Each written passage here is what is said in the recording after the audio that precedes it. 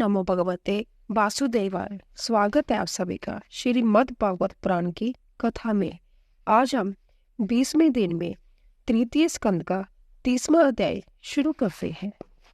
विषयासक्त पुरुषों की अधोगति का वर्णन करना। श्री कपिल देव बोले, हे माता, यह जीव काल की प्रेरणा से अनेकों जोनियों में चक्कर लगाता है, किंतु फिर भी काल भगवान की शक्ति को वह नहीं जानता। वह विषयासक्त जीव अनेकों भोगों की लालसा से उन्हें जताता है, किंतु काल उन्हें नष्ट कर देता है। तब वह जीव मोहवश क्लेश मानने लगता है। इसका कारण यह है कि यह जीव जिस जोनि में जन्म लेता है, उसी में अज्ञानवश वह सुख अनुभव करने लगता है। वह उन संबंधियों से प्रेम करने लगता है। स्त्री, पुत्र, भाई, बंधुओं को अपना मानकर उनके वर्ण पोषण में रत हो जाता है। अनेक प्रकार के मनोरथ करता है, उनके पूर्ण करने का प्रयत्न करता है। यदि उसके इच्छित मनोरथ पूर्ण हो गए तो वह बहुत प्रसन्न हो जाता है, और यदि पूर्ण ना हुए तो वह दुखी होने लगता है। वह प्राणी भोग आदि में लीन रहकर विषयों में आसक्त हो जाता है। उन स्वार्थी नरक में ले जाने वाले स्त्री पुत्र आदि को अपना मान बैठता है। उनके पालन पोषण के हेतु अनेकों प्रकार के पाप करता है, झूठ बोलता है, चोरी करता है, छल कपट से संसार को ठगता है और अपने लिए पाप की गठरी तैयार कर लेता है। जब उसके अंग शिथिल हो जाते हैं और वह कमाने योग्य नहीं रहता, तब उसकी स्त्री पुत्र आदि उसका अनादर करते हैं, उसे क्लेश पहुंचाते हैं, उसे बुरा भला कहते हैं, बूढ़े बैल की भांति उसे घर से बाहर निकाल देते हैं। उसकी वृद्ध अवस्था होने के कारण वह पुरुषार्थहीन हो जाता है। तब दूसरों के टुकड़े खाकर अपमान सहता है और कुत्ते की भांति अपने शेष जीवन को व्यतीत करता है। मृत्यु के समय कफ से कंठ रुंध जाता है। शोक से व्याकुल स्त्री पुत्र आदि से गिरकर मृत्यु के दबा लेने से बोल भी नहीं सकता। इस प्रकार उस विषयासक्त प्राणी को अपना वह शरीर त्यागना पड़ता है। उससे कुटुंबी सब रोते रह जाते हैं। उस समय उसके शरीर में इतनी पीड़ा होती है कि वह अचेत हो जाता है तथा उसका विवेक नष्ट हो जाता है। 2 जमदूत उस प्राणी को उस स्थूल शरीर से निकालकर जमलोक की ओर ले जाते हैं। वह स्थूल शरीर वहीं पड़ा रह जाता है। जमदूत उस लिंग शरीर सूक्ष्म जीव आत्मा से कंठ में रस्सी का पाश डाल लेते हैं और उसे यातना देते हुए घसीट कर जमपुरी की ओर ले जाते हैं। वह जीव कर्म अनुसार दुख भोगता हुआ उन जमदूतों के द्वारा दुख, त्रास तथा व्यय को प्राप्त होता हुआ रोता चिल्लाता और इच्छा पूर्वक जमपुरी की ओर घसीट कर ले जाया जाता है। उस जमलोक का मार्ग 99,000 योजन है। इतने लंबे जमपुरी के मार्ग को वह 2-3 मुहूर्त अर्थात लगभग 6 घड़ी में पार करके वहां पहुंचता है। वहां पर अनेक प्रकार के नरकों में डाला जाता है। दहकती हुई अग्नि, अनेक प्रकार के हिंसक जीव, बिच्छू, सांप, कृमि कीट उसे कष्ट देते हैं। वह उनके द्वारा काटा जाता है, जलाया जाता है, डसा जाता है तथा अनेक प्रकार के असाह कष्टों को प्राप्त होता है। वह हाय हाय करके रोता चलाता है, अपने कर्मों को स्मरण करके पछताता है और उन रांद, पीव, रुधिर के नरकों को कर्म अनुसार भोगता है। वह प्राणी स्त्री हो अथवा पुरुष, सबको अपने अपने कर्मों का फल भोगना पड़ता है। श्री कपिल देव जी बोले, हे माता जी, अनेक प्रकार की नार की जोनियां तो उस प्राणी को यही भोगनी पड़ती है। केवल मनुष्य शरीर ही उत्तम होता है। कर्म अनुसार प्राणी को यह नार की जोनी दे दी जाती है। वह बार बार उनमें जन्म लेता है तथा मृत्यु को प्राप्त हो जाता है। माता के उदर में नार की कष्ट पाता है।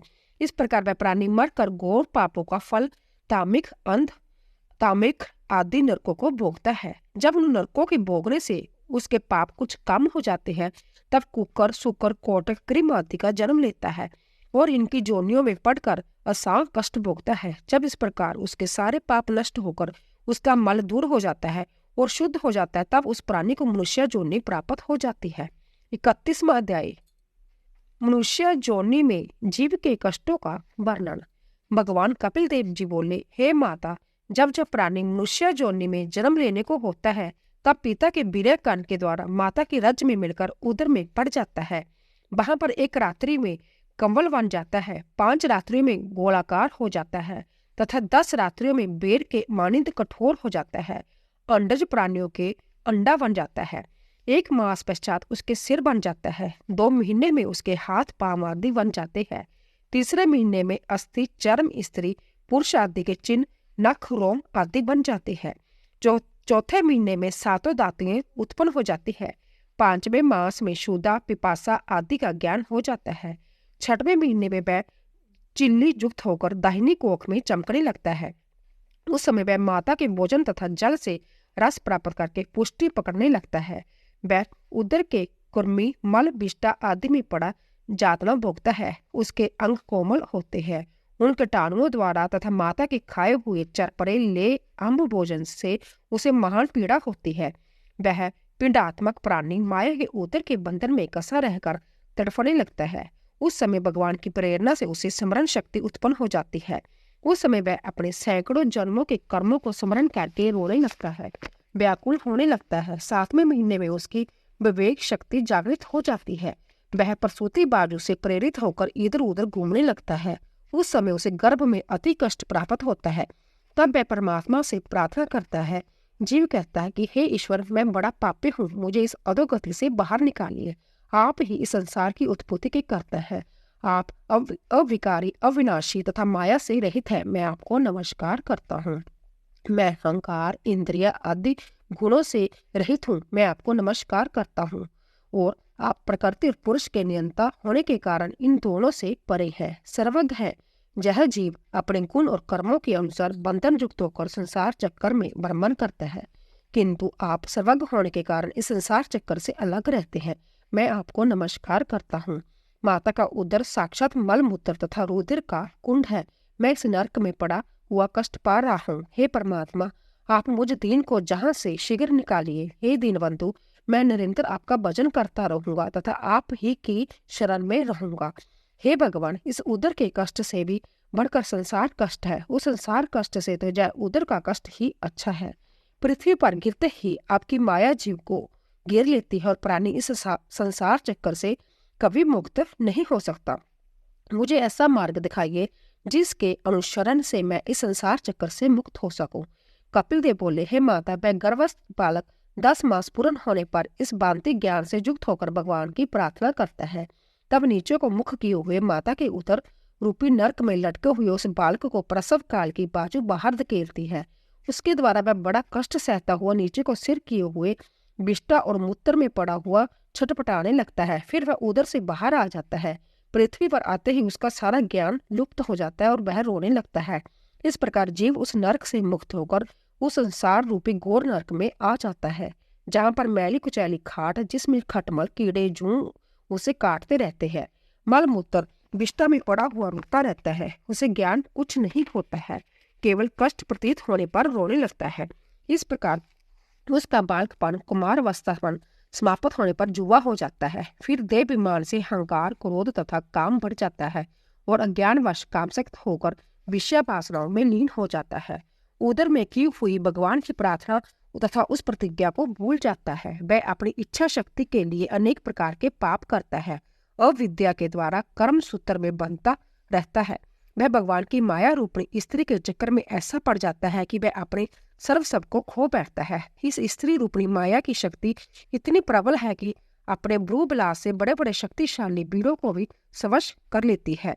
जो मनुष्य मेरी प्राप्ति करना चाहता है तो योग अभ्यास के द्वारा आत्मज्ञान का इच्छुक हो, वह स्त्री रूपी मेरी इस माया से सदा अलग रहे, क्योंकि वह मनुष्य के लिए नरक का खुला द्वार है, जहाँ सेवा आदि के बहाने मनुष्य को धीरे धीरे अपने वश में कर लेती है और उसे मृत्यु रूपी कुएं में ढकेल देती है। जिस प्रकार पुरुष के लिए स्त्री संग बुरा है, उसी प्रकार स्त्री के लिए भी पुरुष का संग ताज्य है। अंत समय मनुष्य की आसक्ति स्त्री में रहती है तो वह स्त्री जोड़ने को प्राप्त हो जाता है और वह पुत्र आदि में लिप्त रहती है। जैसे संपूर्ण पुत्र, ग्रह, स्त्री तथा स्त्री के लिए पति सब नरक में ले जाने वाले साधन है। जीवात्मा सूक्ष्म शरीर से अन्य लोकों में जाता है तथा अपने उपार्जित कर्मों के फल को भोगता हुआ अनेक प्रकार के शरीर धारण करता है। वह उपाधि रूप सूक्ष्म शरीर, लिंग शरीर सदा जीव के साथ रहता है। केवल जब भूत तथा इंद्रिय से बना हुआ स्थूल शरीर पृथ्वी पर पड़ा रह जाता है। स्थूल और सूक्ष्म शरीर के जोग को जन्म कहते हैं और इनके वियोग को मृत्यु कहते हैं। अंत्य जोगी पुरुष को मृत्यु आदि से कभी व्यापित नहीं होना चाहिए, क्योंकि जब जीव कभी नहीं मरता है, संसार से विरक्त होकर आसक्ति को त्याग कर संसार में विचरे। 32वां अध्याय धूम मार्ग तथा आचिरा आदि मार्ग में जाने वाले जीवों की गति का वर्णन तथा भक्ति मार्ग की श्रेष्ठता का वर्णन करना। श्री कपिल देव जी बोले, हे माता जी, यह संपूर्ण पुरुष जो काम सक्त होकर सकाम भाव से गृहस्थ का पालन करते हैं और कर्मों के फल को भोगने की बार बार इच्छा करते रहते हैं, वह भगवान से विमुख रहते हैं। वह जिन देवताओं तथा पितरों की आराधना करते हैं उन्हीं के लोक को प्राप्त हो जाते हैं, अर्थात चंद्रलोक में जाकर सौ रस पीते हैं। उनके पुण्य क्षीण होने पर फिर मृत्यु लोक में आ जाते हैं। प्रलय काल के समय गृहस्थ श्रमियों को प्राप्त होने वाले जय संपूर्ण लोक नष्ट हो जाते हैं। इनके विरुद्ध जो ज्ञानी पुरुष भगवत भक्ति में लीन रहते हैं, गृहस्थ धर्म में अनासक्त, शुद्ध चित्त, अहंकार रहित, ममता रहित रहकर अपने धर्म का पालन करते हैं, वह अंत समय में देवजान मार्ग के द्वारा सूर्य लोक को जाते हैं और भगवान को प्राप्त करते हैं। वह मोक्ष प्राणी ब्रह्मा की आयु पर्यंत सत्यलोक में रहते हैं। जिस समय ब्रह्मा इन संपूर्ण भूतों तथा इंद्रियों को अहंकार सहित अपने में लीन करके त्रिगुणमयी प्रकृति के साथ मिलकर परमात्मा में विलीन हो जाते हैं, उस समय वह जोगी जन भी अपने शरीर को त्याग कर उन ब्रह्मा जी में लीन हो जाते हैं और उन्हीं के साथ साथ पर ब्रह्मा सच्चिदानंद घन स्वरूप परमात्मा में लीन हो जाते हैं। वह पहले अहंकार के कारण ब्रह्मा में लीन नहीं होते। हे माता, इस कारण तुम भी भगवान के चरणों में भक्ति भाव से जाओ, क्योंकि वह संपूर्ण प्राणियों के हृदय में निवास करते हैं। जब काल रूप परमात्मा की प्रेरणा से तीनों गुणों में शोभ उत्पन्न होता है, तब ब्रह्मा जी सहित संपूर्ण ऋषि, महर्षि, जोगीजन तथा सथावर जंगम प्राणी निष्काम कर्म के द्वारा ब्रह्मा को प्राप्त होने पर भी कर्तापन के अभिमान के कारण ईश्वर इच्छा से सर्वकाल के आरंभ में पहली भांति प्रकट होते हैं और जय संपूर्ण सिद्धेश्वर तथा जोगी जन अपने कर्म अनुसार ब्रह्मा लोक के आनंद को भोगकर ईश्वर की इच्छा से फिर इस लोक में जन्म लेते हैं। जिन पुरुषों की इस लोक में आसक्ति रहती है तथा कर्मों में श्रद्धा रखते हैं, वह ऐसे पुरुष इस लोक में आकर कामना पूर्ति के लिए नित्य कर्मों का अनुष्ठान करते रहते हैं। वह लोग इंद्रियों के वश में रहते हैं। उनकी बुद्धि रजोगुण के कारण मंद रहती है। उनकी आसक्ति कामनाओं में लगी रहती है। वह लोग अर्थ, धर्म और काम के लिए अनेक प्रकार के जग अनुष्ठान तथा पितरों की आराधना करते रहते हैं।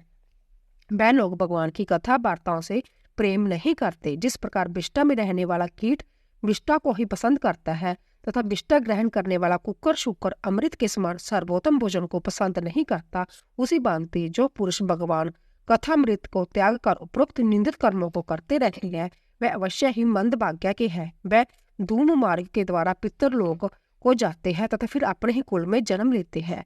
जब उनके पुण्य क्षीण हो जाती है, तब वह वहां से धकेल दिए जाते हैं। हे माता, तुम संपूर्ण आसक्ति को त्याग कर तथा अपने मन को वश में करके भक्ति जोग द्वारा भगवान वासुदेव में अपनी आसक्ति को लगाओ। केवल भक्ति जोग ही ऐसा सुगम मार्ग है जो ब्रह्मा को प्राप्त कराने वाला ज्ञान तथा वैराग्य को उत्पन्न करता है। जब यह प्राणी विषमता को त्याग कर स्वतंत्र समतत्व भाव का अनुभव करता है, तब उसे भगवान के दर्शन होते हैं। तब वह प्राणी अपनी आत्मा का ज्ञान प्राप्त करके ब्रह्मा का साक्षात प्राप्त कर लेता है। वह जीव ज्ञान स्वरूप है, वही जीव पर ब्रह्मा है, वही परमात्मा के नाम से पुकारा जाता है। वही ईश्वर है, वही आत्मा तथा पुरुष है। वही परमात्मा जीव रूप से अनेकों शरीरों में प्रतीत होते हैं। इस संसार से विरक्त हो जाना तथा असंग बुद्धि हो जाना अर्थात संग रहित, सब में एक रूप से स्थित रहना, त्याग और ग्रहण आदि से रहित हो जाना, यही जोगियों के योग साधन का केवल फल है। संपूर्ण प्रकार के योगों द्वारा जोगी असंग बुद्धि को ही प्राप्त कर लेता है। ब्रह्मा एक है, वह ज्ञान का भंडार तथा निर्गुण है, किंतु फिर भी ब्रह्ममुखी इंद्रियों के द्वारा केवल भ्रांति के कारण अनेक पदार्थों में फंसा रहता है और उसके अनेक रूप प्रतीत होते हैं। जिस भांति सर्वप्रथम एक परब्रह्मा से महतत्व उत्पन्न हुआ, उससे विकारिक, राजस, तामस 3 प्रकार का अहंकार उत्पन्न हुआ। उन तीनों अहंकारों से पंच महाभूत 11 इंद्रियां बनी। उन्हीं के संयोग से वह सम्य प्रकाश ब्रह्मा जीव नाम से पुकारा गया। इस भांति जीव की उत्पत्ति स्थान वास्तव में ब्रह्मा ही है, क्योंकि वह उस ब्रह्मा से ही उत्पन्न हुआ है। लेकिन इस जीव को उस ब्रह्मा स्वरूप का वही ज्ञानी पुरुष देख सकता है जो श्रद्धा, भक्ति तथा वैराग्य के द्वारा योग अभ्यास में रत रहकर एक चित्त से प्रसन्न बुद्धि को प्राप्त हो चुका है। हे माता, मैंने तुम्हें इस भांति ब्रह्मा का स्वरूप समझाया, प्रकृति और पुरुष का भेद भी तुम्हारी समझ में आ गया। हे माता, निर्गुण ब्रह्मा से संबंध रखने वाला ज्ञान योग तथा मेरे लिए किया हुआ भक्ति योग, इन दोनों का फल केवल एक ही है और वह मुझ भगवान तक पहुंचने का फल है। जिस प्रकार किसी ग्राम अथवा नगर तक जाने से अनेक मार्ग होते हैं, उसी प्रकार अनेक शास्त्रों में मेरे तक पहुंचने में भिन्न भिन्न मार्गों का निरूपण किया गया है। अनेक प्रकार के कर्म, जग, दान, तप, ज्ञान, वेद अध्ययन, इंद्रियों के संयम आदि सभी सकाम और निष्काम कर्म, ज्ञान तथा वैराग्य जैसा भी साधन मुझ सगुण तथा निर्गुण परमात्मा को प्राप्त करने के है। हे माता जी, मैंने आपके सामने तीनों गुण निर्गुण तथा सगुण का भेद, 4 प्रकार के भक्ति योग तथा प्राणियों की नाना प्रकार की गतियां और मृत्यु के पश्चात उनके लोगों की प्राप्ति आदि सभी बड़ी प्रकार समझा दिए हैं। हे माता, इस ज्ञान को दुराचारी, दम्भी, घमंडी तथा नास्तिक के सामने कभी उपदेश न करे। जह मेरा उपदेश भक्तों के लिए श्रद्धा पूर्वक अवश्य करना चाहिए। इसके एक बार भी सुनने तथा कहने से मेरे परम ब्रह्म पद की प्राप्ति हो जाती है। 33वां अध्याय। तत्व ज्ञान और मोक्ष विधि कही कपिल समझाए, सुनकर महिमा ईश की गई मातु हर्षाए। श्री मैत्रेय जी बोले, हे विदुर जी, भगवान कपिल मुनि के उपदेश को सुनकर माता देवहूति अति प्रसन्न हुई और उनकी स्तुति करने लगी। देवहूति बोली, हे ब्राह्मण, जगत के रचने वाले ब्रह्मा की भी रचिता आप है। ब्रह्मा आप ही के द्वारा सृष्टि रचते हैं।